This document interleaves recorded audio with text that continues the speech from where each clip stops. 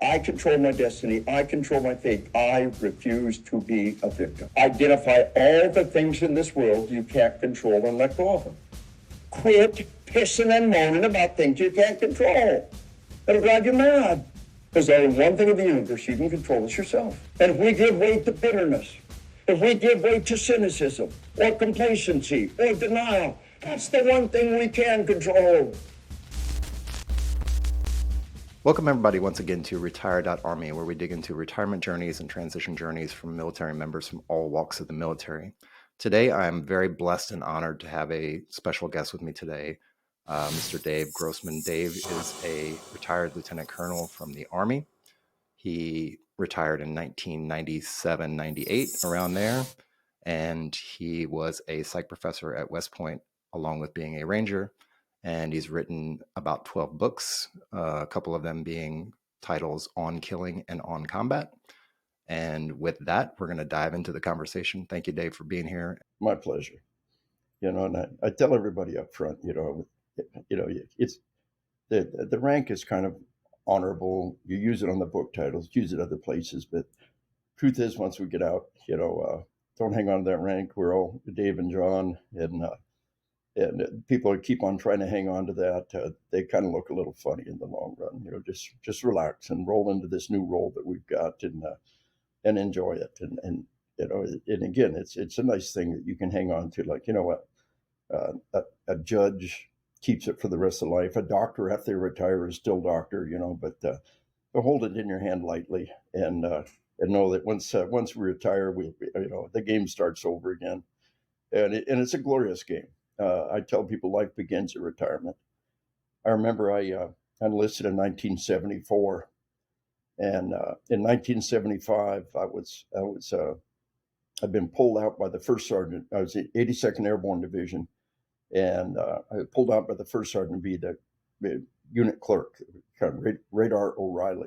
That back when we had company clerk, battery clerk, and I was their Radar O'Reilly, and it was an awesome time. But I remember our crusty old first sergeant. This guy was talking about, the kind of he was in right at the end of the Korean War era, and boy, this guy must have been ancient. Well, he, at the most, he was in his late 30s.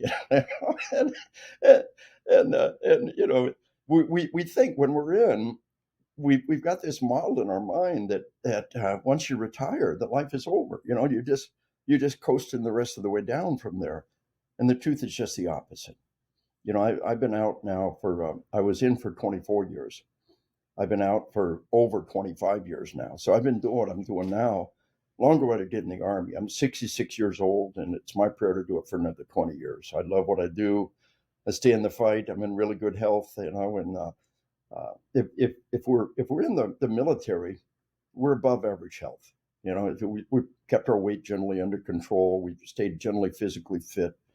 And if you don't commit suicide, and if you don't die of a drug overdose, what they call death of despair, the average life expectancy is steadily going up. And by the time we get there, it'll be in the 80s. And with average luck, and we should have above average. We should plan to go to 80. And that's my plan. 66, and I'm shooting for another 20 years. We'll see how it looks once I get there. But there's this model in your mind in the military there because everybody around us, the ancient crotchety old first sergeant, well, he's at most in his in his 40s, and he's got 2/3 of his adult lifespan still in front of him. After we retire, with average luck, we got 2/3 of our adult lifespan still in front of us, and it's important right up front to wrap your mind around that. The clock starts over again, everything starts over again. Have a lot of fun. Kind of wink and nod at the people that are still there. Hey, call me general. Call me general. One guy said, "Well, a lady was telling me she was interviewing some generals who, his right hand guy. What do I call him? Oh, call him general. Okay, Roger. But how about just Dave? And let's roll with it. But this model right up front that what you did in the military is everything. It's not. It's gone. It's a nice thing. And one of my favorite books that is called Secrets of Mental Marksmanship. I liked it so much that when the publisher stopped publishing it, I started publishing it. I self-published a couple of books, and I began to self-publish this book, Secrets of Mental Marksmanship. It says on the cover, best book I've read in 30 years, Lieutenant Colonel Dave Grossman, it quotes me on the cover. And I wrote the foreword to the book, and I talk about why I think it's so important. It's an application of performance psychology to life and death events, but you can apply it to any aspect of life. If it works in the Olympics, if it works in the Super Bowl, it works in combat, and it also works when you retire. And one of the things they talk about is that the world is going to try to pull you down, and the world doesn't care. You've got to be your own biggest fan. Our parents were always our biggest fan, but in the normal cycle of life, our parents will pass. And our spouse knows that we're just human. And our kids figure that out pretty fast. The grandkids are kind of cool, but my oldest grandson is in the Army now, is Army Guard, and in a blink of an eye, will be a great grandfather. But the world's going to try to pull you down. You need to be your own biggest fan. And so we ended up. I've got kind of a studio here. It's kind of my operating room, and almost everything here up on the wall was there were things I received after I got out, the things that I've done, the speaking that I've done, and it's just good to be able to take a breath and look around and say, yeah, we've done some good stuff. The weapons on the wall were all gifts, and we have a thing in my book on combat about the giving of a weapon, and so it's kind of symbolic, but. I think the first step is to understand in retirement that you got 2/3 of your adult life still in front of you, number one. Number two, the clock starts over again, and this idea that once you get out, you still got to play the game. Now, you don't have to, just maybe you can call your own shots, you can take charge yourself, but you're on your own. You got to be your own biggest fan, and you got to support to the best of your ability. Your own endeavors. So that's kind of the foundational dynamic. So what I actually want to do is jump into, you mentioned physical and mental health and how we kind of maintain it through the military and try to maintain it into retirement. On that basis, can you tell me, I know it's been a long time since you retired, but if you have a morning routine, what does that morning routine look like, and how does that compare to your morning routine when you were still in the service? Let's zoom out a little bit on that, John. I train cops in all 50 states by most measures. I'm one of America's leading law enforcement trainers. My book on killing came out before I got out of the Army, and I'd interviewed World War II vets and Vietnam vets by the hundreds, and it was a real successful book. It's now I had over 500,000 copies sold in English. It's translated 8 languages. We just sold the Ukrainian rights, and they fast forward this and non-combat through Ukraine. We'll talk about that. And I got out, and I ended up doing an awful lot of work in law enforcement. They were the ones that were in life and death combat before 9/11. The only ones that were in that daily acid test. You do something stupid, you die. That's combat. Combat is the ultimate unforgiving environment, and cops are in that every day, where people are trying to kill them on a pretty steady basis. And in 2020, we had an all-time record number of police officers murdered in the line of duty, and in spite of body armor, in spite of medical technology, in spite of all the things we do. Imagine if on the modern battlefield with body armor and tactics and medical technology, imagine if we had a record number of U.S. soldiers killed in the line of duty. I mean, that's really what 2020 was. It's hard to wrap your mind around it, the level of violence these guys are facing, and I'm out there every day. So I'm training in all 50 states and training all of our and I'm still training military that are punching out to the combat zone and training units and there's one focal point that I think is deserving of a great deal of our time. I've got a book coming out probably late next year called On Sleep, the tragic impact of a global epidemic of sleep deprivation. We're in the middle of this global epidemic of sleep deprivation. And the thing to understand is with sleep is this biological blind spot. If you're malnourished, if somebody else is malnourished, you know it and they don't. If somebody's, being physically abused or sexually abused, you know it and they know it. But if you're sleep deprived, you don't know it and they don't know it unless you ask. Sleep deprivation is this biological blind spot. Our body doesn't know how to make us get enough sleep. And probably one of the dumbest things we do in the military is think that there's some kind of badge of honor in going without sleep. That somehow you're macho for skipping sleep, and any 10-year-old girl's slumber party can go a night without sleep. There's nothing impressive about it. You want to do something impressive, you want to do something hard, go without food for 24 hours. Our bodies are actually designed for feast or famine when it comes to food, but our bodies are not designed to go without sleep. And if you are in nature, if you go a night without sleep, it's because you're fighting for your life. You're being chased. You're being pursued. Something's desperately wrong. And you go a night without sleep, your body is doing all kinds of hormonal adaptations to allow you to survive in this life and death situation that's terribly pathological. But throughout history, we didn't have trouble getting enough sleep. It got dark. There was nothing else to do. Candles and lanterns were rare and precious commodity. Firewood was a rare and precious commodity. You had a little talking, a little sex, you rolled over and went to sleep. And then we invented the electric light bulb, and then television, and then the video games. I trained an infantry unit that deployed to Iraq, and they came back, and then they were deploying again, and they had me come in and brief the unit. And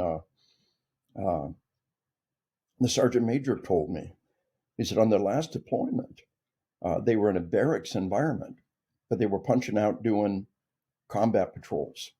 They had real world life and death combat patrols in the war zone. But they had a semi-barracks environment. They had electricity, so they had video games and they had DVDs, or they had computers and everything you'd want. And he said, I told my troops, it's lights out 10 o'clock every night. He said, and if I catch you up after 10 o'clock playing your damn video games, I'm going to take your video game. He said a week later, I had a huge closet overflowing with video games. He said, these are good troops, but they cannot not play those games. They're so addictive. They're so immersive. And they're intentionally that way. They're intentionally designed to put what's called a flow state. We've all been there. We play the game. Suddenly it's 4 o'clock in the morning. Got no idea where the last 8 hours went. And it's time to wake up and get dressed and go to work. And so understand that this binge watching TV shows, Netflix had said that their corporate policy, their competition is sleep. The corporate policy of Netflix is to steal your sleep. And that kills people. It just flat kills people. And we'll talk about that. Suicide, traffic deaths, drug overdoses, sleep deprivation is a key factor in all of those things. And we need to know that. We've got social media that's so addictive. You get an endorphin rush every time somebody likes what you do. You've got conversation threads going back and forth between all these people. Whatever your interest is, whatever your passion is, you can find somebody online that agrees with you, and you can feed on that. And so what gets lost is sleep. This global epidemic around the planet, without fail, we see this epidemic of sleep deprivation. And that's the primary danger for all of us, but especially after we retire. Our bodies as adults, we need at least 7 hours of sleep a day. As we get older, we need less sleep. Wrong. As we get older, we get less sleep, but we still need 7 hours of sleep a day to sleep healthy. Until my book comes out, a book I recommend with all my heart, one of the most important books you'll ever read, is called Why We Sleep. International bestseller, Why We Sleep. And he really nails down the link between sleep deprivation and Alzheimer's. And without a doubt, irrefutable. And the science, I'm a huge science geek. My favorite website, ScienceDaily.com. I check it every day. When I was a kid, the one little science column in the daily newspaper, that was the one I zoomed in on, and now I've got a whole newspaper full of science, ScienceDaily.com, And what's the latest on dark energy and dark matter? What's the latest in in epigenetics, and what's the latest in sleep? And so this sleep deprivation primarily what it does is it makes you stupid. Sleep deprivation impairs your judgment. After 18 hours without sleep, your impaired judgment equal to 0.08 legally drunk.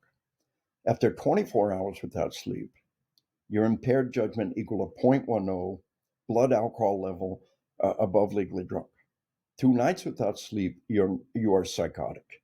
Most graduates of Ranger School and SEER School can tell you about hallucinations on the 3rd day without sleep. And we have people all around us going days without sleep. They go to work and they rush home and play the new video game all night long. Then they stagger into work, they come home and play the game all night long. And now they're on the 3rd day without sleep. And again, if you've been in Ranger School or SEER School, you probably have your own story about hallucinations on the 3rd day without sleep. You're flat psychotic on that 3rd day without sleep. We have these people all around us. And they don't even know it. They don't know anything. You don't know. They don't know. There's something wrong because it's this biological blind spot. So understand, here's the key. It is a key factor in suicide. I presented to a Department of Defense conference some great DoD information that showed that a sleep-deprived service member can be up to 5 times more likely to take their life. When we look at the military jobs, the aviation community has far and away one of the lowest suicide rates. And they're a community that mandates sleep, and we mandate crew rest, and we mandate a pilot rest. Not far behind the pilots is our truck drivers. And they have a culture of sleep. Going to be on the road tomorrow. Get some sleep. Roger out. So wherever we see this culture of sleep, aboard ship, it was a weird one. I couldn't make sense out of it. Aboard ship, one of the lowest suicide rate is the corpsman, the medic on ship. And one of the Navy guys said, that's easy. They're not a watch standard. I said, what's that mean? Everybody on ship has these goofy, antiquated, 300, 400-year-old shifts that they work. They're insane. And they're moving from day shift to night shift to day shift to night shift, and they're doing these goofy shifts. And you got to maintain as much shift stability as possible. So he said, here's the corpsman. He does office hours. He gets up in the morning. He does PT. He's in the office, and then he's got time off, and then he goes to bed. He's the only one that's not doing these goofy shifts that they're doing. So everywhere you look, when you see any kind of sleep management, you see a tremendous reduction in suicides. So the best meta study on suicide says not only is sleep deprivation a key factor in suicide, it's the most remediable factor. If we gave a damn about suicide, this is where we would begin. And we don't even know it. And the people, Netflix isn't telling you that, oh, by the way, sleep deprivation is one of the key factors in suicide, but we want you to steal, but our corporate policy is to steal your sleep. And so worldwide, suicides have exploded. Teen suicides, teenagers, 10, 11, 12-year-old, teenage girls' suicide rate has tripled per capita in just the last decade. And so I was presenting to cops and at a conference, and a cop came up and said, I had one of those teenagers. He said she was a good girl. She was an A student. She said, Dad, it's embarrassing. You don't have to take my cell phone every night. You can trust me. Family policy, cell phone goes in the charger and we go to bed. She said, it's embarrassing. You can trust me. I said, okay, I trust you. Take your cell phone. He said, a little while later, she took her life. He said, my little girl took her life. And we never knew the hell she was living in until we looked at the text messages on her cell phone. And there was night after night of ceaseless, relentless, vicious bullying. And you can't just ignore that. We're not wired that way. He said it was heartrending to see her all night long, night after night, trying to defend herself, trying to find somebody to stand up for her. He said, I knew immediately my little girl was bullied to death. What I didn't understand until now, she was sleep deprived, tormented, and bullied to death in front of my eyes. And I let it happen. He said, I can't ignore that text message in the middle of the night. How can we expect our kids to? He said, the one thing I could have done for my little girl was take her cell phone every night, let her turn off all the bad stuff in this world. So who's going to be your mommy? Who's going to make you get that sleep? Folks, again, you've probably all heard 22 veterans a day take their life. But have you ever stopped and thought, veteran and combat veteran are two different things? Everybody ever served in the armed forces is a veteran. And most of those people in the 40s and the 50s, the 60s, the early 70s that drafted everybody. Elvis Presley was drafted. Elvis served 2 years. Elvis was a veteran. If Elvis is still alive, and if Elvis killed himself, he'd be one of those 22 veterans a day.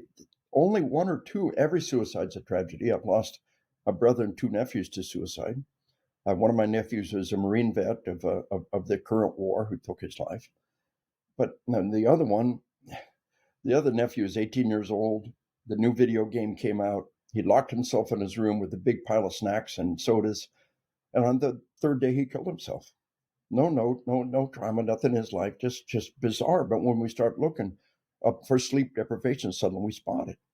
But of those 22 or 17 or whatever the number is, of those veterans who killed themselves, the vast, vast majority are 70, 80, 90-year-old men.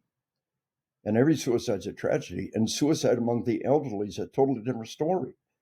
But as a retiree, one of the major threats to your life is suicide, that death of despair.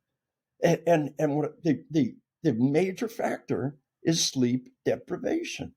Your sleep health, we're driven by the military. We roll out for PT and we got formation and then all of a sudden all that's gone.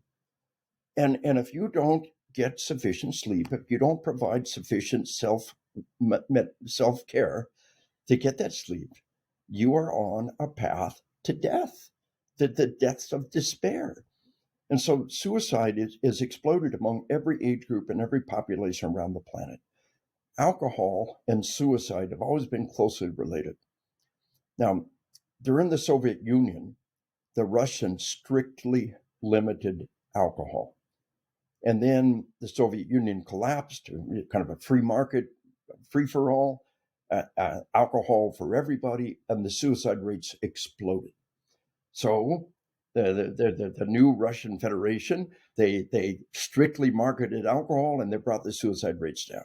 So the link between suicide and alcohol has always been there, but the most pervasive form of impaired judgment is sleep deprivation. And here we are being blindsided by this global epidemic of suicide, and we don't even know this link between sleep and suicide, sleep deprivation. So the second major factor is traffic deaths. Decade after decade, we brought traffic deaths down. Airbags, seatbelts, medical technology. Now, for the last decade, around the planet, every single nation, every demographic group except the Amish, traffic deaths have exploded. What is the new factor worldwide? This global epidemic of sleep deprivation. There's a reason why airline pilots and truck drivers are required to log enough sleep.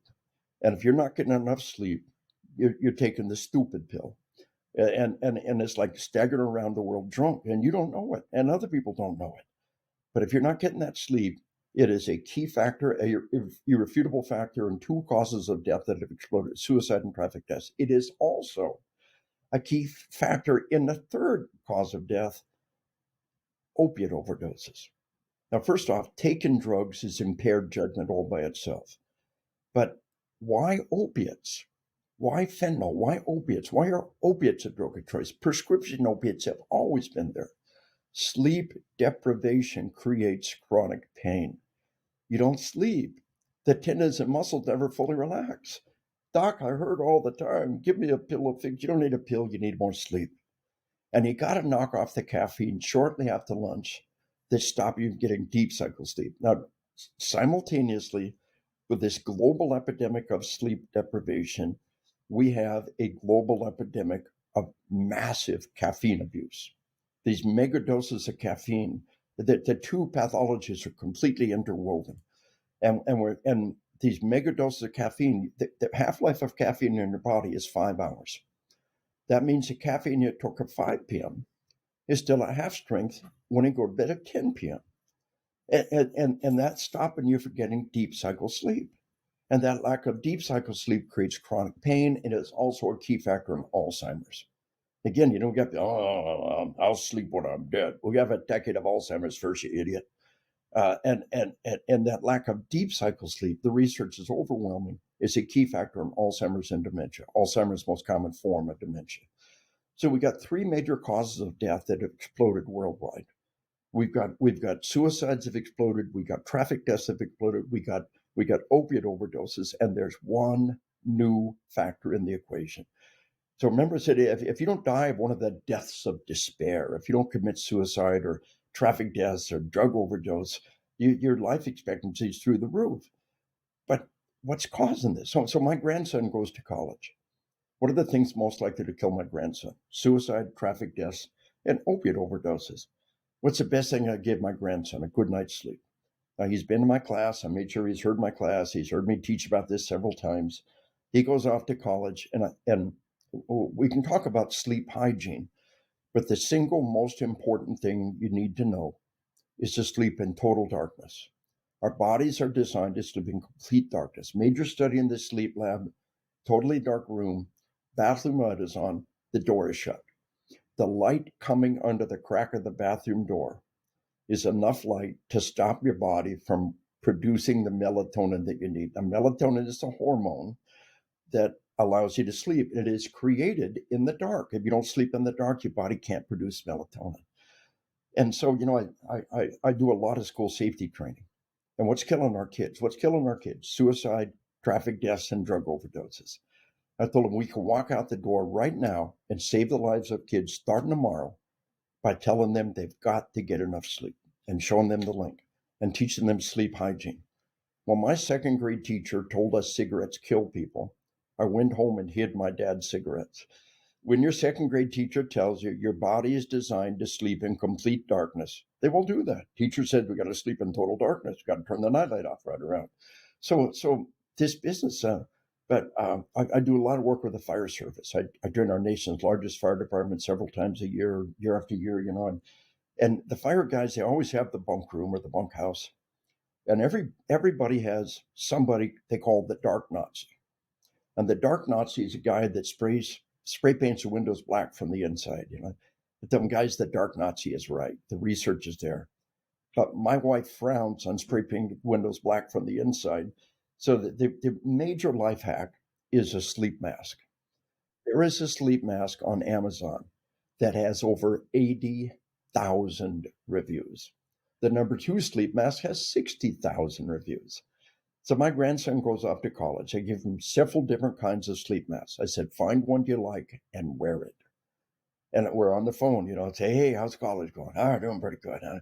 Are you getting enough sleep? Yes, sir. Are you wearing your sleep mask? Yes, sir. As a matter of fact, it's getting kind of grody. I went online and ordered another one. So the greatest gift we can give to anybody is a good night's sleep. It starts with you, your family, your grandkids, and the world is trying to steal your sleep. So my dad started smoking in 1941 when he was 5 years old. He plunked a nickel on the counter. He said he couldn't even look over the counter. Plunked a nickel on the counter at the local general store, bought a pack of Boulder Arm tobacco and rolling paper, started smoking at 5 years old. Candy rots your teeth, right? Candy rots your teeth. Cigarettes are good for you. They believe that. They believe cigarettes were good for you. And here's why they believe it. Here's a Viceroy ad. As your dentist, I would recommend Viceroys, But here's a Camel ad. More doctors smoke Camels than any other cigarette. Doctors smoke Camels, dentists smoke Viceroys. They're poison. They're all poison. Both are. So 55 years later, those cigarettes finally killed my dad. But all they wanted to do was sell their product to children. The whole battle of tobacco, decade after decade, was over one thing: stop selling this stuff to children. And they didn't care they were killing kids. They just wanted to sell their product. So we got Netflix, we got the video game industry, we've got social media. They're never going to say, hey, you've been binge watching shows for the last 24 hours, time to get some sleep now. The video game's never going to say, you've been playing this game for 36 hours, it's time to get some sleep now. They will never do that. So we've got this entire industry that's invested in stealing our sleep. And the first thing we've got to do is protect ourselves and handle that sleep management. So for me, I shoot for 9 hours of sleep every night. I like sleep. It's that little vacation at the end of every day. I sleep in a little bit on the weekends, not much. 'Cause if you sleep in too much on the weekends, it throws your cycle off. But extra hour on the weekends is kind of gravy. I've got an office. I got 2 people that work in my office. I lead by example. When office starts at 9, I'm there at 9, ready to rock and roll. You got to lead by example. So it's about establishing that sleep cycle. My PT cycle, I've got some friends that we go biking with most days when I'm home. I'm on the road a lot. When I present, I often do 8-hour class. I present all day long. I'm on my feet. I never stop moving. Dynamic. I go here, I go there, I go up, I go down, I go in. And as a presenter, that's your job, is to hold the interest of the people you're talking to. And movement is a critical part of the equation. Total different subject. So I get my exercise in. I keep my weight down. I've got a bunch of cops or teachers or whatever, and they go off for lunch break, and I tell them, "I'll go and have a nice lunch break, but be back on time. Uh, you deserve to sit down to a nice meal, order off the menu, but not today. Today's a good day for buffet or fast food. Be back on time." I tell them, "I'm going to sit here over lunch, have a cup of coffee and a Cliff Bar." And so, I still do a lot of military presentations. You stand in front of military on as much of a gut, they kind of tune you out. Let's see how you look when you're 66, damn it, But so the job demands it. I'm pretty good at keeping the weight down. I get a little workout, but really the critical ingredient is sleep. It's killing us. It eats us alive. It makes us vulnerable to major causes of death. Sleep deprivation is a key factor in obesity. The research, we got this global epidemic of obesity. Yeah, what is the new factor? What's going on? Sleep deprivation is a key factor in heart disease. So you want to protect yourself from obesity and heart disease. You want to reduce the risk of Alzheimer's. You want to reduce the probability of suicide and traffic deaths and drug overdoses. Oh, it starts with sleep. And one of my life hacks that I teach on sleep is a totally dark room. Wear a sleep mask.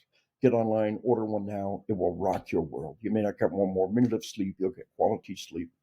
And one of the things I tell people, my cops, my soldiers, are you in charge of your body in charge of you?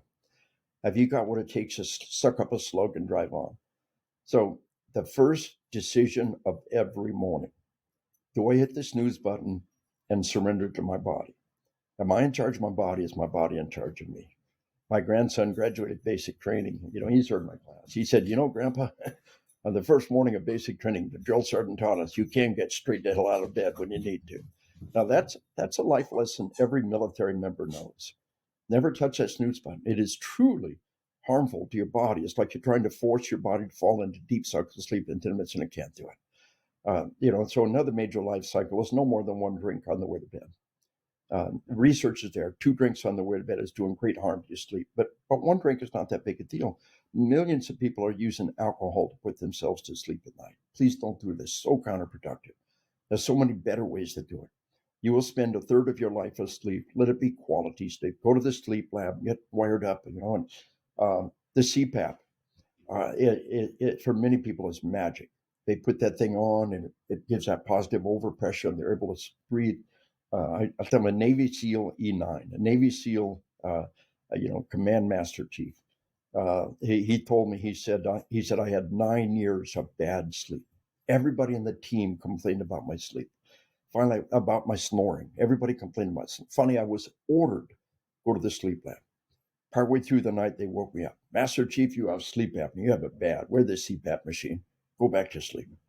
He said, I went back to sleep and I woke up that next morning after a good night's sleep for the first time in 9 years. He said, I cannot describe to you what it felt like. He said, no meal I've ever eaten, no sex I've ever had, nothing in my life has ever been as good as that good night's sleep with that CPAP on after 9 years of bad sleep. And that's how people feel about this sleep mask. 80,000 reviews. That's how people feel about that CPAP. To get that good night's sleep after all these years of bad sleep and how refreshed and how good they feel. So this is the critical piece of the equation for our wellness. Obviously physical fitness, I think the research is there when it comes to your diet. One of the best things is fasting. Our bodies are designed for feast or famine, 24-hour, 36-hour fast. Once a week, I try to go, I go to bed, I sleep all night. It's not hard to not eat when you sleep, Then all day long, I eat nothing. And then I go back to bed, I get another night without sleep. So I got 2 nights in one day cycle without sleep. And I generally manage to fit that in once a week or every other week or something like that. And your body's good. And there's a piece of self-discipline and self-mastery that really is good for you. Again, going without sleep, there's nothing macho about that. But overall wellness, it comes back down to that one point, sleep management and making sure you get that sleep. If you're not getting that sleep, then go to the sleep lab and get that sleep and make it happen. It's so vital to all of our wellness from this point on. You've got 2/3 of your adult life still in front of you when you retire. Make them rich, full, good years. And the way you do that and not get cheated away from those decades of life is managing that sleep right up front.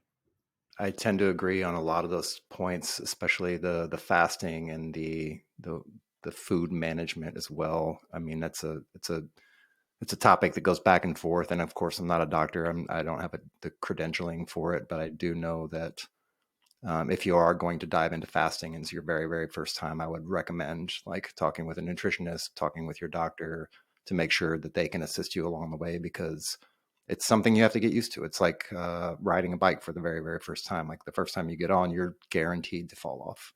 But then once you start to manage the balance and everything like that, then you can do it repetitively. I do the same. I do fasting quite often. Sometimes for 48, 36 hours, but usually it's a 16 to 24-hour fast. And there's one thing I want to point out about that, and it probably goes hand in hand with the sleep, is the fasting. What it tends to do to me anyway, and what I've heard many others say, is it actually kicks your cognitive um, resonance into a higher level. So you're able to concentrate better, you're able to focus better. And then if you couple that with a good 8 or 9 hours of sleep, like that's a cocktail for success. Along the same lines, I wanted to ask you, as far as sleep is concerned, how do you feel about naps? Do you feel that they're useful, helpful? Do you take any naps? I think the research is there. Anything less than a 30-minute nap is a waste of time. Uh, and that's why the 10-minute snooze is a waste of time. You threw that chunk of your life away.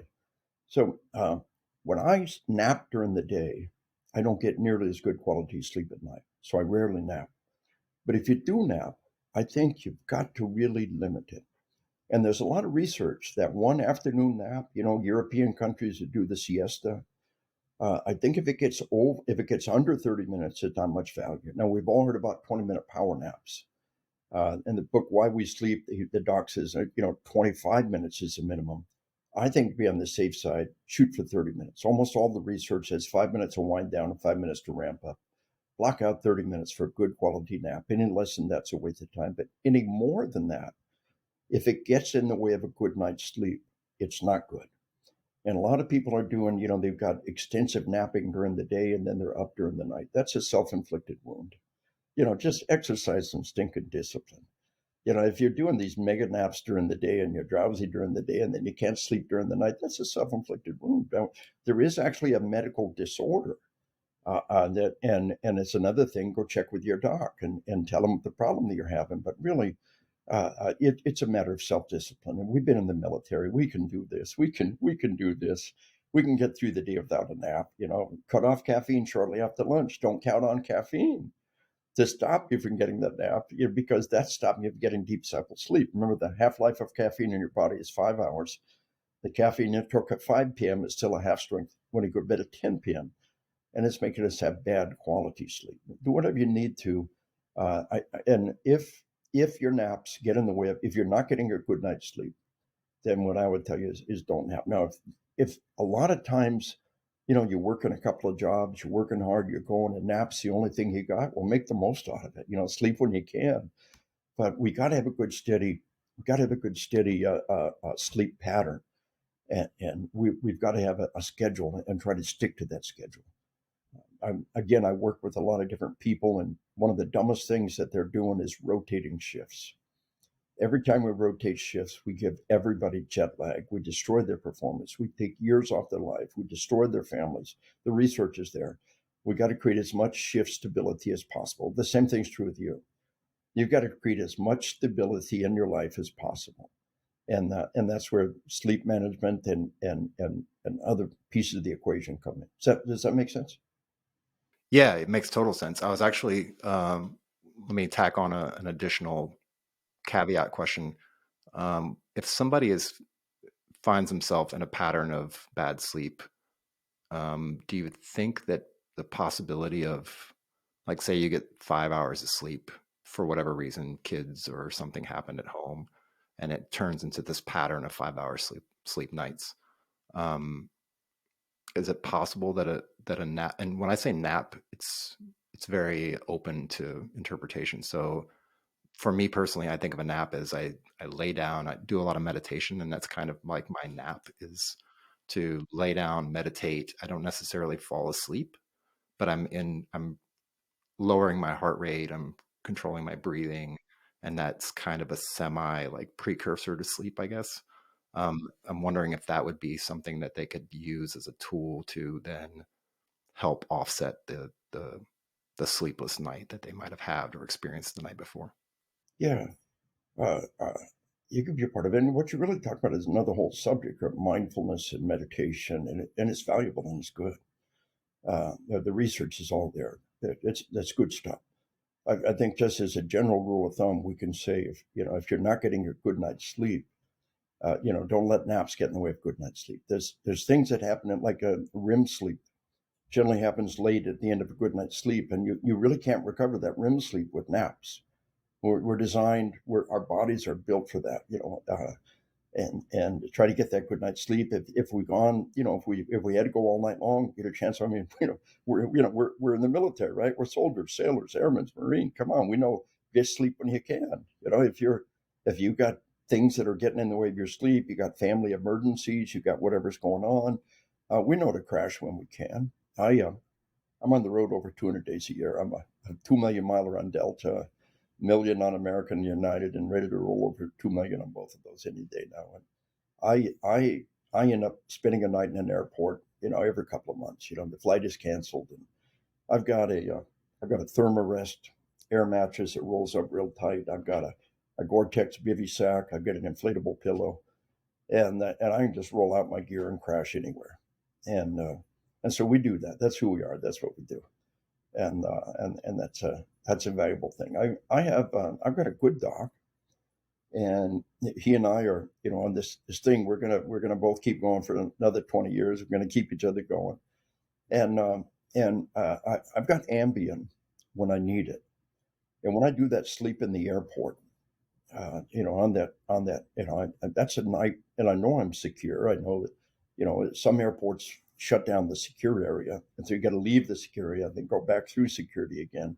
But the ones I get stuck in usually are places like Chicago and other places, and I find the best places to crash in Chicago and Reagan and other places, Reagan Airport. But I'll curl up and I'll take that Ambien, and I know I'll get a good solid night's sleep. And I use it very rarely. I use it when I use Ambien when I do a red eye flight. I get on a plane in California at 11 o'clock at night. I'll land in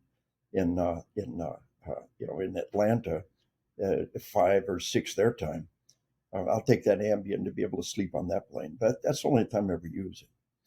And so there are tools that we can use that can help a little bit. As we get older, the body produces less and less melatonin. So if you need any kind of help, start with a little baby dose of melatonin. I mean, just the smallest dose you can find. A little bit goes a long way. And once again, like you said, check with your doc. You should have a good MD that you're going to see once or twice a year. My body is my commodity. This is what I sell. This is who I am. So twice a year I've got a good doc. We do a good physical, and we touch base on all this kind of stuff with him. But a little tiny baby dose of melatonin as we get a little older is probably not a bad idea. A couple other things we can do along that line. I want to backtrack a little bit and go back to your story as far as coming in the military. And I'd like to preface it with maybe the setting, the place, the time, the mental headspace you were in when you decided to join the military. What was the trigger that allowed you to join the military? And could you walk me through that real quickly? Well, I went to first grade. We didn't have kindergarten, whatever reason. That was early 60s. My first class and the first grade was the first day I went to school. And the teacher had kind of an icebreaker question. And she said, "What do you want to be when you grow up?" And I said, "Oh, I'm going to be a soldier." That's all I ever wanted to do. I think it was some movies that I saw when I was little on TV. I think it was my dad, talk about his military time.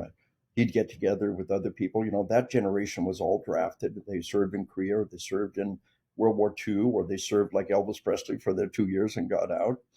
And they were always talking about their military time and the pictures and friends and the movies. And I knew it's what I wanted to do. I had this gut understanding that that's what I was going to do. So for somebody that all they ever wanted to do was be a soldier, when you get out, it kind of, you've got to be able to roll into another position. My wife says I moved from one uniform to another. I'm comfortable. I'm training military and law enforcement every day, but it was an easy one for me.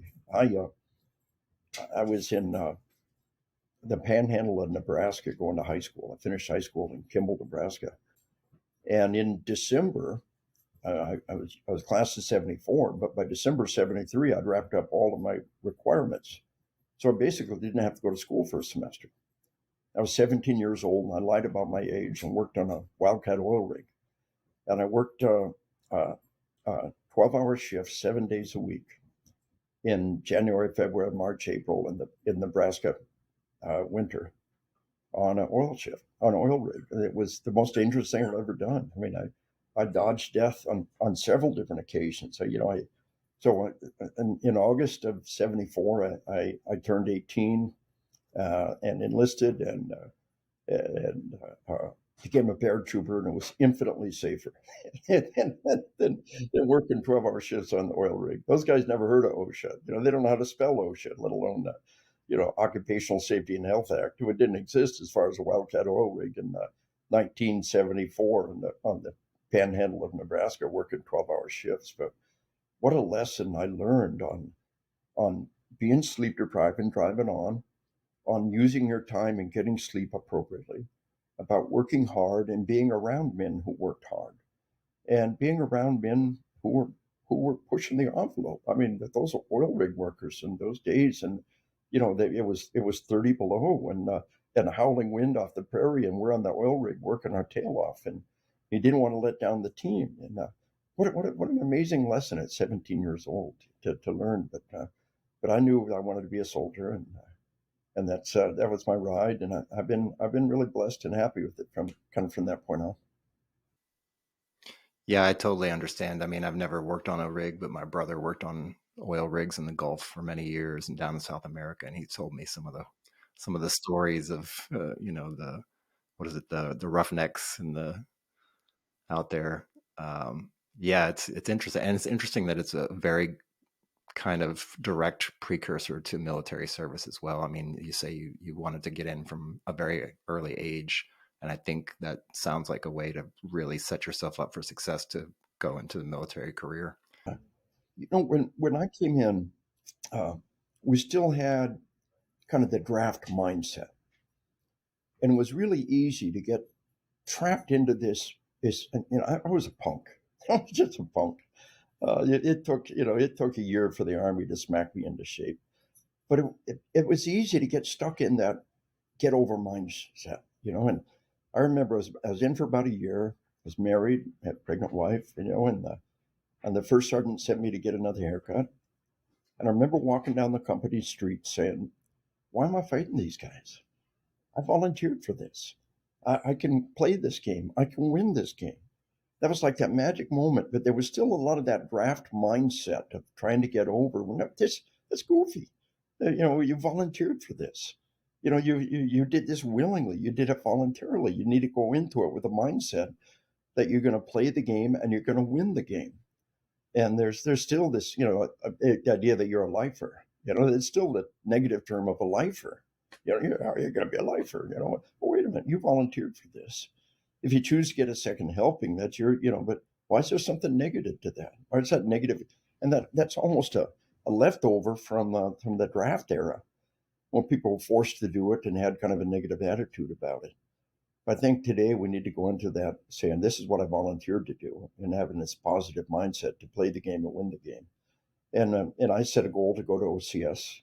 I got 2 years of night school to make that possible, and went to OCS, and I was the only OCS grad that taught at West Point at the time I was there. Of all the professors at West Point, a lot of them are not West Point grads, about half. But only one at that point in time that I knew of was an OCS grad. That was kind of fun. And let me skip ahead to your transition out of the military. I'm sure it was quite different from mine. So you came out of the military when I was already in for about 2 years. I came in 96, so I'd been in for almost 2 years when you came out of the military. And I know the military was very different then, even compared to today. We didn't have Soldier for Life. We had like ACAP, I think it was at the time. And I don't know if that was the same case for you, but in that process, that last 6 months, 12 months before getting out, what was your mindset? What were you thinking about? How were you planning your transition as far as what you were going to do when you got out, how you're going to spend your time? Did you have that all planned out, or did you just kind of play it by ear? And what's the transition process? Do you think it set you up for a success once you left the military? I've had this concept that you're responsible for your own success. Thinking that somebody else should be doing that for you was never on my radar screen. I had my book On Killing came out and it was quite successful. I was at an academic thing, retirement for this one professor, and it said that his academic work has been cited over 200 times in scholarly works. I thought, now that's pretty cool. His work has been cited by others that build on it. How do you figure that? Well, Google Scholar, scholar.google.com. Look up any published work and see how many times it's been cited in other works.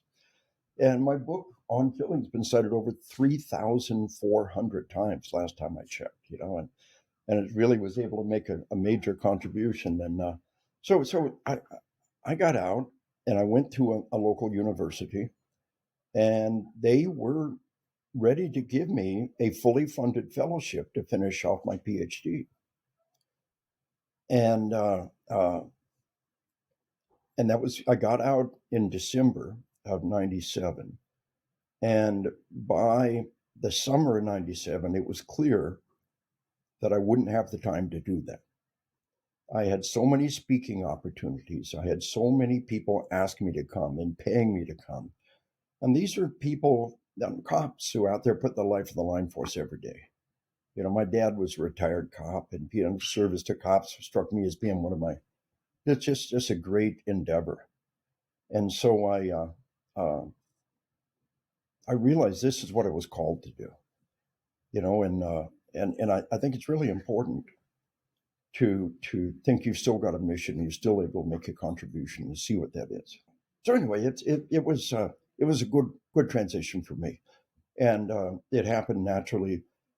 I thought what was at the heart of combat was the act of killing, and I wrote the book On Killing.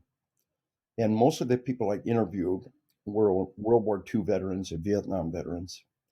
And it was hard to wrap your mind around. Here's this, this noble, distinguished old World War II veteran, but he was an 18-year-old kid when he was drafted. And that Vietnam vet, they were 18-year-old kids drafted. And for them, the whole killing dynamic, my first book, was important. Well, for a mature individual who's prepared themselves, killing's just not that big a deal. And it's kind of a funny thing to say. People are kind of offended by that, but the vast majority of the World War II generation came home. They were stronger for their experience. What was at the heart of combat was actually what became my second book, On Combat. I've got a son with 9 combat tours. His first combat tour as Spec Ops was Invasion of Afghanistan. And this is a book I literally wrote for my kid going his first combat tour. Things like auditory exclusion. How could we have had 500 years of gunpowder combat and not let people know that the shots get muted? Hunters know that. I just finished. It came out just this spring. My book on hunting that kind of completes the triumvirate. If we go on combat, on killing, and on hunting, you can't understand what combat means to us as humans. You can't understand what killing means to us as humans until you've read the book. Until you understand where hunting fits into the equation. If you take an evolutionary standpoint, if our species was in existence for 24 hours, right up until the last 6 minutes, all we ever did was hunt. It's who we are. It's what we do. Our wellness, the wilderness is part of us, and our role in the wilderness, the cycle of life. I'm increasingly convinced that hunting is absolutely essential to wellness and is part of the equation of the holistic, future of where we fit in. It's critical to the ecology. Those hunting licenses and those fees go straight into wilderness management. It's a long story, but so the books built on each other, and as time goes by, I just found out there were more books. So we live in a time where there's room for lots of books, and I encourage everybody to write that book, even if your grandkids are the only ones ever read it. Write that book. Yeah, I was actually blessed to get a book from my grandfather. He passed away many, many, many years ago, and he wrote a small book that never really got into mainstream publication. And there's like 5 copies of it, and I just happened to get my hands on one of them. It's my most treasured book that I have. Imagine that. Imagine, leave that for your grandchildren. And I'll tell you Grossman's shortcut to writing a book. My first book on killing was a lot of work. The Army sent me to grad school en route to teach at West Point. And I did my graduate thesis knowing that it was going to be a book, and knowing what the subject was going to be, because this is a subject I always wanted to study. It's taboo. Nobody's not homicide, but lawful killing. What's it feel like? How do people respond? Everything about it. What enables violence? People point to some horrible murder, and that proves that mankind's a killer. Well, it's an outlier. We're a nation of 1/3 of a billion people. That 1 in 1/3 of a billion that you heard about today is just an outlier. You explain to me that 99.999% of our citizens go a lifetime, never kill anybody or even seriously attempt to. Divorce, infidelity, layoff, traffic accidents, and a lifetime of provocation. Less than 1 in 1,000 citizens will even seriously attempt to take a life. Explain that. And there's this array of psychological, physiological, sociological dynamics that restrain killing. And that's what the book's about. And how we can turn it off, and how in the military we learn to do it, and how, by the way, the video games might be doing the same thing to our kids. So that the idea of writing that book and evolving maybe into that next book, what a gift. And here's Grossman's shortcut for book. This book was a lot of work. It was graduate school. It was years afterwards. But then my presentation had evolved, and we turned my military law enforcement presentation. I did a 2-day presentation, which is very rare. I added all the bells and whistles and all the sidebars and everything else. We audio taped it and we transcribed it, and it became my second book. Now, there was a lot more work involved above and beyond that. But, the act of writing is just hard work for anybody. But if you can teach a class and you audio tape that class, and then you can go to upwork.com. There's some little old lady in Malaysia with 500 5-star reviews for transcription who will do it for, less than minimum wage here. A little old lady in Malaysia will knock out the transcription for you and break it into sentences and paragraphs, and boom, you're done. So, just tell somebody about it. Audio tape your whatever it is you want your book to be, your story to be. Tell the story. Maybe have a class, perfect the class, and then audio tape that class, get it transcribed, and boom, you're halfway home to your book. And that's my shortcut to getting that book written. And we live in a time when you can just make an e-copy of the book, and it can go online. And have friends do a review. Don't let it, a book is like a baby born on life support. You got to give it CPR, for the next couple of years. Have friends go online, be shameless. Say, look at the book. If you like it, give me a review. If you don't like it, tell me how to make it better. and nurture that thing. And if you got a book or even two, and you got a big batch of nice reviews, and you're out there pushing your book, the Rotary, the Kiwanis, the Lions Club, the civic clubs, they're always looking for speakers. I began by just, my wife said we have a sign out, so we'll speak for food. All they did was buy my lunch, and I'd speak at the Rotary and Kiwana and Rotaries, and of course we've gone far, far greater than that.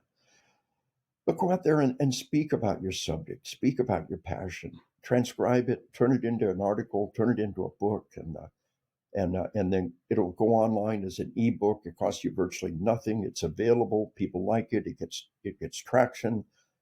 Print out a few copies. Do print on demand. There's so many options available. When I was a kid, we had a thing called books in print, and it was about the size of a phone book, maybe 3-4 inches thick. And every book in the English language in print was in that book. Today, it would take 100 of those books. They put all of the titles that are on Amazon right now. So there's room for that book. Write that book. And whatever it is that you do, put that on your resume, the fact that you've written the book, and it will amplify your contribution. It will amplify. People will look at you totally differently. You walk in the door as an author of a book, you bring a small pile of the books, you sign copies of the books. It just, people look at you in a totally different way once that book gets out. And then I've got a great publisher right now. I've done my last 4 books with them. And the publisher told me, he said, the difference between writers and authors. Writers write books, authors sell books. They want somebody that's going out there and presenting and selling the book. They want to know how many presentations you've done and the podcasts that you've done and how many of this that you've done and that you've done, and go out there and push that book and sell that concept. And then that's one of the most rewarding things anybody could possibly do. And I recommend that to everybody. We've all got the book in us, even if your grandkids, the only ones ever read it, like you, what a great story. I write that book, but it's like having a ticket to the lottery. It could be the sweepstakes winner, but you can't win if you don't have a ticket. You got to play that game and write that book, and it'll be one of the most satisfying and fulfilling things you ever did. Once the first one gets done, it gets a lot easier, and the process gets easier. Yeah, I really feel deeply connected to books, as you can maybe tell. I read a ton of books. I haven't ever. I've got mine back there, sort of, and some of the key ones back there, and all. Yeah, they're a good marker of who we are and what we do. Yeah. I'm very interested in what you said about your book writing process and how you evolved it into that, taking audio presentations and transcribing them to get at least the core of what you need for the book, and then of course you got to rework it and edit it and review it and edit it. I would even add now, like, the technology now allows us to take an audio or a video recording such as this, for example, and get near instant transcriptions. Like, I get automatic transcriptions from this that we're recording right now that I can then take and turn into a blog post or turn into whatever I need to turn into. Jerry Brown, I don't know if you know Governor Jerry Brown of California, quite a character. He was quite a character back in the day, kind of a left-wing radical guy, kind of crazy and goofy. But I was on his radio show back in the day, and one day a book arrives in the mail, and it's his book, and he took a bunch of his radio shows, he got them transcribed, put them in a book, and poof, he's got this book out. And my radio show was one of the ones in his book. I thought, oh, that's really cool. But here's this guy, who's leveraging his radio show, transcribing, and I never put the pieces together. That's what he did. Was he took his podcast, and his equivalent thereof, and transcribed it and made it a book. Poof, it was painless, and pretty cool that mine was one of the ones that he wanted to perpetuate. Yeah, it's an honor both ways, I guess, is how it works.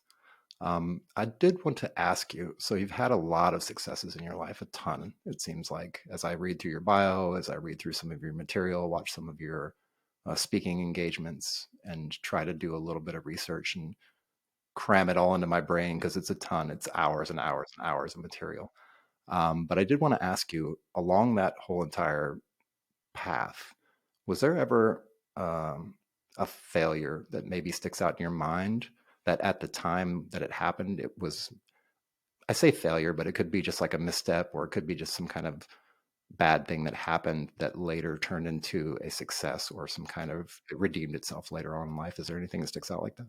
Well, one of the things that's happened, just for whatever reason, I'm one of our nation's leading law enforcement trainers. I may be the only law enforcement trainer to be post-certified in all 50 states, train every federal agency. And we got the defund the police movement. And these guys are vicious. Antifa and defund the police, we get the hate mail from them. They say, there's the evil guy teaching killology to cops. Well, criminology is not about teaching people to be criminal. Killology is not about teaching people to kill. But this, and then there'll be articles in the national media about me that never mention my books. What kind of a journalist will write an article about a guy that never mentions his books? And the pandemic was hard. Keeping my business going during that time frame was hard. It was a low point in my life. And this whole defund the police movement, and my cops are reeling. Recruiting is down, retention is down. I've got a real, my stuff is very motivational. And why do we keep doing it? Well, why do I keep doing it? Because I love my children, I love my grandchildren, I love my nation, I love my God, and the worse it gets, the harder we fight. And that's what love means. If that's, nobody's doing this job for the money. We got to ask, why am I doing this? Because I want to build a better nation for my children, because I want to preserve the blessings that have been bestowed upon us for my grandchildren, because I want to make a contribution. I want to help lives, because I love my country. I love my God. I love my children. And in the end, the opposite of the evil is love. Evil is the absence of love, just as darkness is the absence of light. So I've got this motivational message. My cops need it. I often get standing ovations from educators and others. I've got a broad audience. But at the same time, there's this attack in the national media. It's flat out character assassination.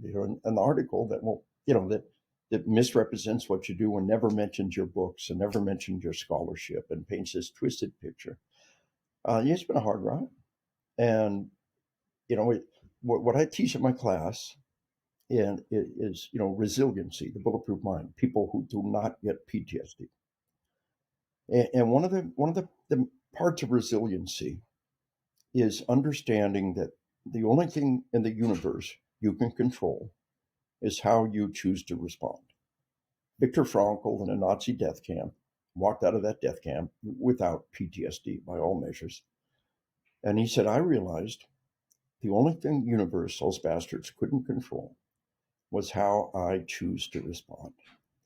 So I get these nasty grams and hate mail, going to burn you down and murder your family, and what's the only thing I can control is how I choose to respond. So if I let that get to me, they win. You don't lose your temper; you give it away. It's the only thing in the world you can control is yourself. The past is done. You got to let go of the past. Just let it go. It'll eat your life. That's why faith is a component in spiritual warfare.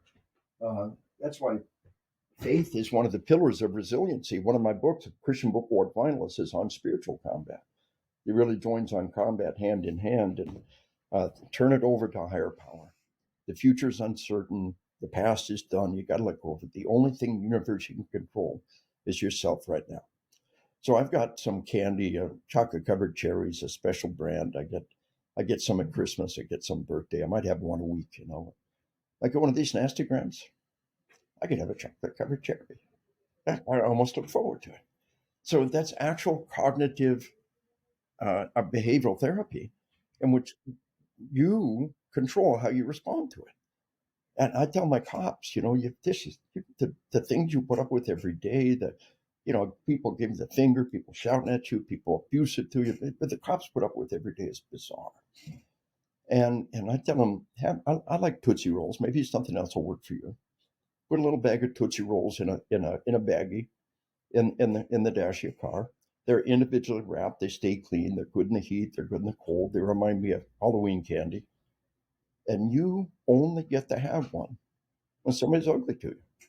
They give you the finger. They call you a name. They're belligerent to you, and I get to have a Tootsie Roll. And putting something in your mouth, the act of salivation, the act of swallowing will pull you from sympathetic nervous system to parasympathetic nervous system. It'll pull you from fight or flight to feed and breed. It's a powerful tool. And I tell them, you don't lose your temper, you give it away. That's easy to say. It ain't so easy to do. But the first step is understanding that if you lose your temper, you lose the game. It's all about staying in control. And the first step is understanding it's never appropriate to lose your temper. It's never appropriate to lose control. In the military, we think that military leadership is about screaming at people. And it's not. We've all had leaders that screamed at us. We despise them. I found out early on that when you punish in sorrow. And you punish in private and you punish in sorrow. What if, given a troop in Article 15, what if everybody in the unit did this? What would it be like if we all did this? I don't want to have to do this, but we've got to exercise discipline. And we could be in combat any day, and your comrades are dependent on you. You can't keep working like this. So you punish in sorrow, not in anger. It's never appropriate to lose your temper. And that concept of the quiet professional, the laconic Spartan, the stoic Roman, the inscrutable samurai, the stiff-upper-lip Brit, and today we talk about the quiet professional. They're all different ways of saying the same thing: self-control. So here we are in this attack. Hate, we got these hit pieces in the national media. What's the only thing I can control? How I choose to respond. So we stay in the fight. And the truth is, the whole defund the police is deflated. There's a backlash in the other direction. You ride out the tide. You come out the other end, and you win. You win by staying in the fight. And so it's been quite a battle. The business has taken some hits. Some engagements have been canceled. Oh, this guy's teaching cops to kill. I talked about the parasympathetic backlash, and fight or flight, feed and breed. How there's a biological response to death or to seek reproduction and comfort. And crime victims have intense sex, and first responders often have intense sex, and it scares them. It's a normal biological response. Don't let it worry you. But wait until you're off duty. Wait until you're off duty. So they took a chunk of that out of context. And Grossman says you're going to kill somebody, have great sex, And so it's a battle of somebody actively trying to shut you down. Politicians face that all the time. But if you're a politician, you got a whole body of people that are going to fight back for you. You got a whole body of people say, "Oh no, that's not what he really said. This is what he said. I'm out there all by myself. I'm the Lone Ranger."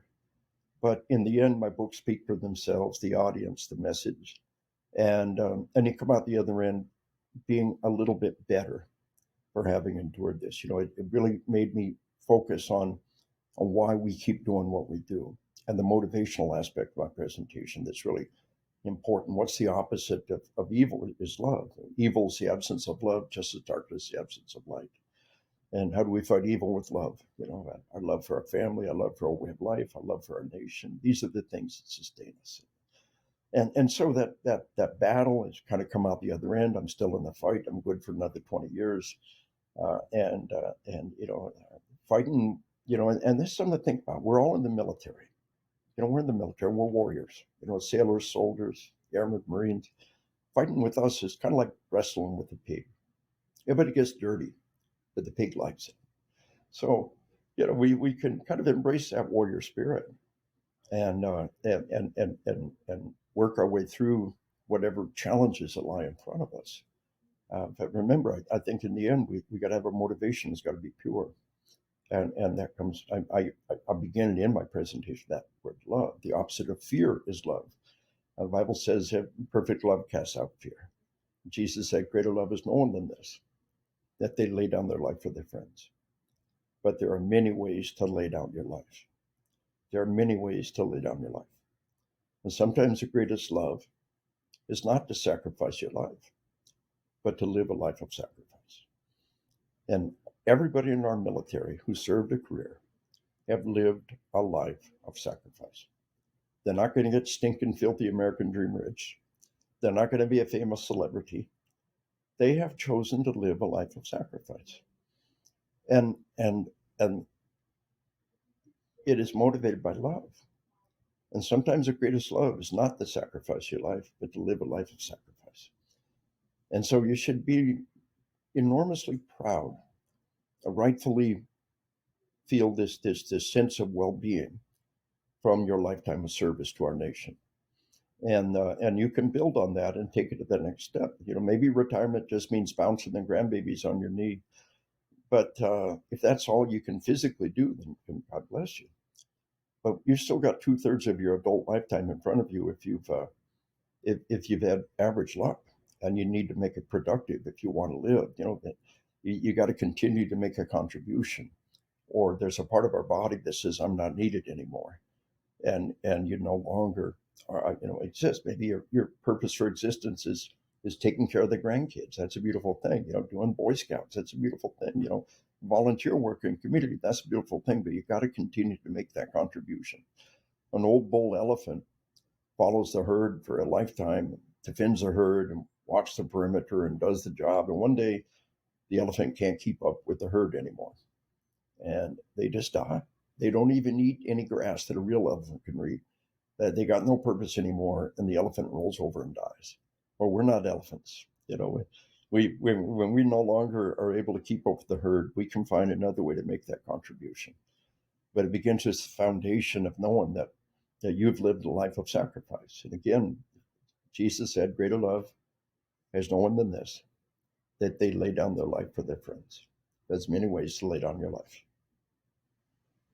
Let me shift gears a little bit and ask you, if you had the opportunity to go back and have a discussion with your 16-year-old self, 18-year-old self, somewhere in that time frame, 16, 18, could you place us in the place and time where you would be meeting your 16-year-old self? And it doesn't necessarily have to be a go back and give yourself advice kind of thing. It could be just simply going back, having 30 minutes to meet with your 16-year-old self. Where would that occur, and what would you talk about?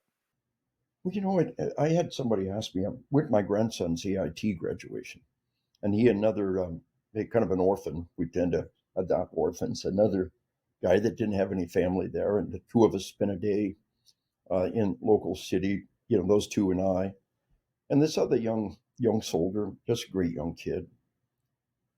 He said, do you have any regrets? Would you go back and change anything? I said, no. The unit I went to, and as a young enlisted person, I wouldn't do that any different. And the night school, the OCS, the books, there's some little nuts and bolts where I made a bad decision and hurt somebody that I wish I could go back and do better. But they're just not all that much. Did I go back to that younger self? Because that would change the way they did what they did. And I'm pretty happy with the way it turned out. I had to learn that lesson, that first sergeant had to send me back for another haircut. And I had to, it took a year for the Army to knock sense into me and say, well, I volunteered for this. Why am I fighting these guys? I can win this game. I can play this game. And the truth is, there's not a whole lot in there. You go back. I mean, there's, the list of times you look back on with embarrassment, that we made it, that those are little in the moment cases where I wish I'd have done something different. But the big umbrella, I wouldn't change any of it, or it would have turned out different than it is. I'm pretty happy the way it turned out. So it's a funny thing when you start looking at it. It's the unit I was with every step of the way. The people I were with, I wouldn't have changed that. All it would have taken is a little tweak to have been with a different unit and different people, and then it wouldn't have been the same. And of course, it would have been glorious and beautiful too. But I'm just really, I can look back on all of it with a great degree. I didn't do great things in my career. I was sincerely surprised to make lieutenant colonel. I was pretty. I never did the jobs you're supposed to do. I just had fun doing what I did. I loved what I did. It never stopped being an old sergeant, and it just was a good life. So it's a funny answer to the question is now there's just not much there that I could do there. So I want to ask you about the meadowing movement, what it is, what it means, and why it's so important to you. Well, there's a lot of candidates out there. I kind of like a lot what Bobby Kennedy is doing. John F. Kennedy or Robert F. Kennedy Jr.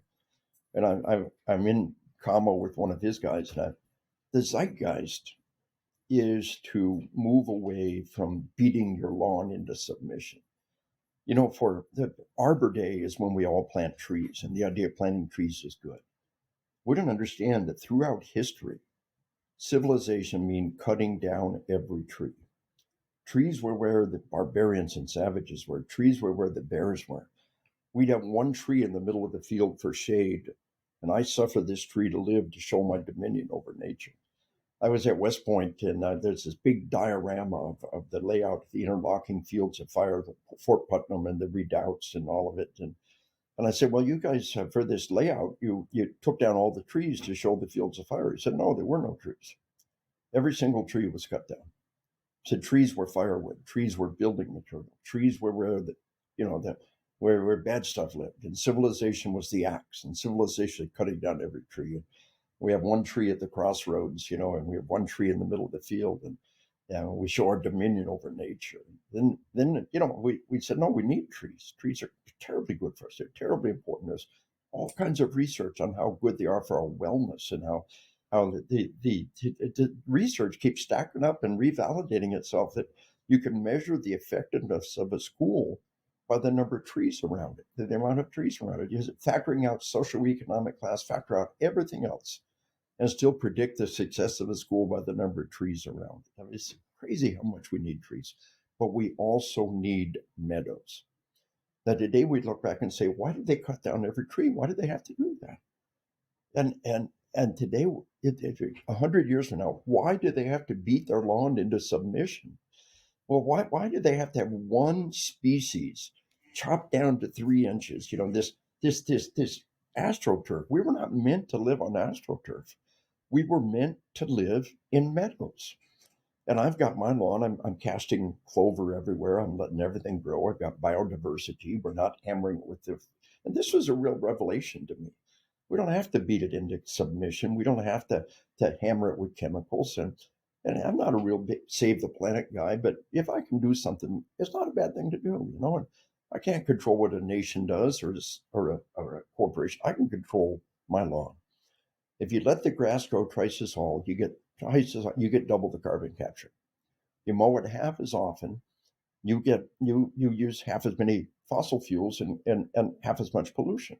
You create biodiversity. All kinds of good things are happening. There's clover and then pollinators in there, and the worst thing we do is hammering with all those chemicals, the fertilizers and these chemicals to have just one species grow. So civilization doesn't mean astroturf. And 100 years from now, they were crazy. Why did they do that? It was insane. And really, back in the day, the only way you could have a lawn, and we didn't, before even push mowers, they had people with scythes and swing blades, and only somebody very rich with a bunch of servants could actually have a lawn. And croquet was something that took a lot of man hours and effort to have this, and golf took this vast amount of man hour and effort to have this manicured area that play golf and croquet. And that's what the real upper class, high class people could do. Well, anyway, the movement is what I call meadowing movement. And I've got this little piece of poetry, maybe the only piece of doggerel I've ever written that may be worth anything. It says, I think that I shall never settle in a lawn as nice as any meadow. So that's it. And I'm letting my lawn grow out, and I've got the clover, and I let it grow, let that clover grow about 6 inches high, and so it can bud and bloom, and I think that's our future. So here's this candidate. I'm saying this is the future. This is the zeitgeist. You need to ride the zeitgeist. Here's a political.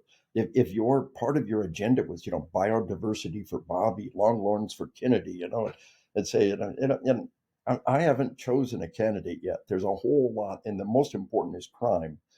Crime has exploded like we've never seen before. Medical technology is holding down the murder rate. It's actually much, much worse than it looks.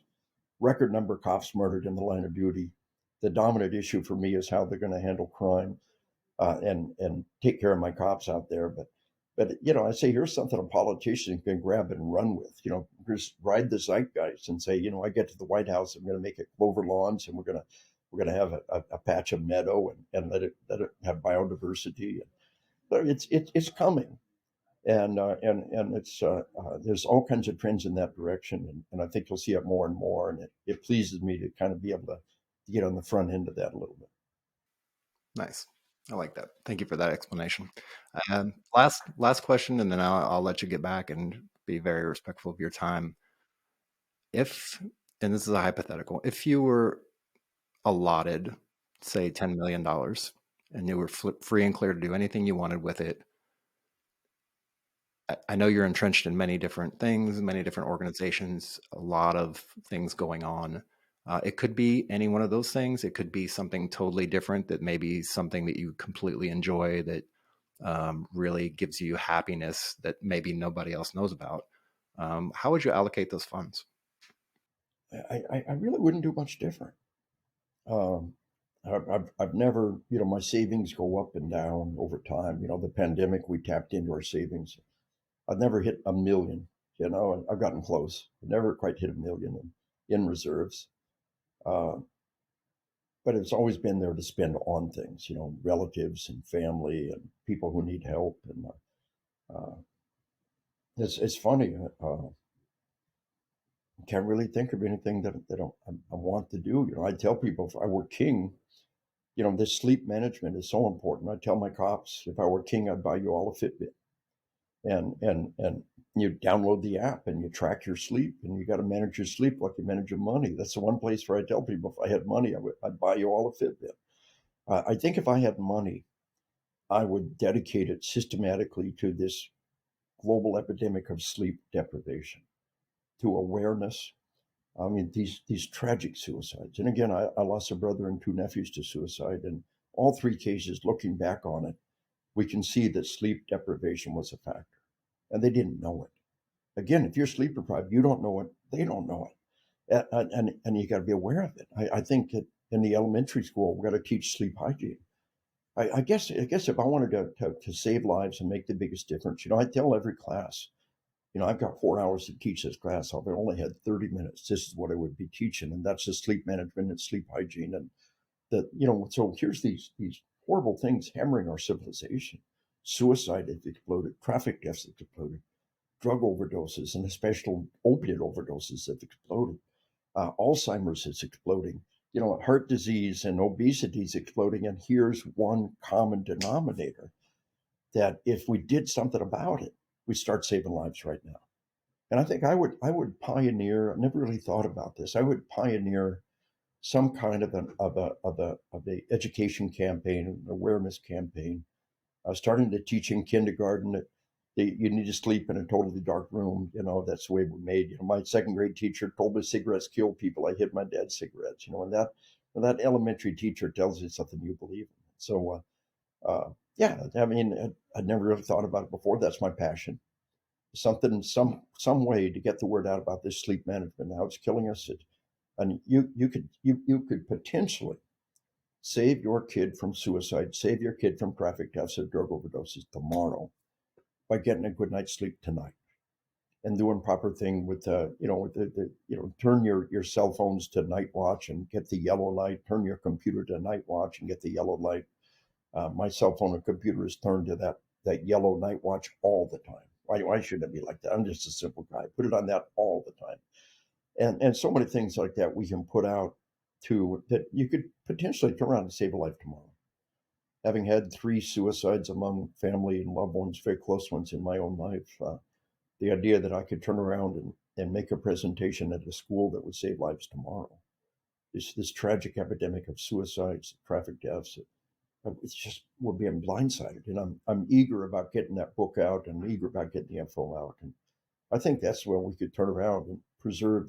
We're all insane. We're all sleep deprived, and we're all making bad decisions and doing bad things. We had a general officer who got in trouble. He's married and he had an affair with this lady writing his biography. And he talked about how he made all of his bad decisions at the end of the day when he was exhausted. He said he knew he had to make all of his decision, all of his planning, all of his hard decisions were made in the mornings when he was fresh. He said, not making excuses for myself now. I did something stupid. I hurt people. And he said, I'm not making excuses for myself. But in retrospect, the one thing I could tell you is in the evening is when you're exhausted and when you're tired is when you make these bad decisions. That's a really important life lesson that we can apply across the board, is how much sleep deprivation makes us stupid. And our whole civilization is crumbling all around us. Crime is exploding, violence exploding, infrastructure and antagonism within ourselves. And I think the one factor that could help us all roll back and preserve our civilization will be some kind of a major education campaign revolving around this sleep hygiene and sleep management. Perfect. That was perfect. I want to give you the floor if there's anything that we missed that we didn't discuss, and also if you want to let people know where to find you, anything that you want to point them to as far as a website or how to contact you. Sure.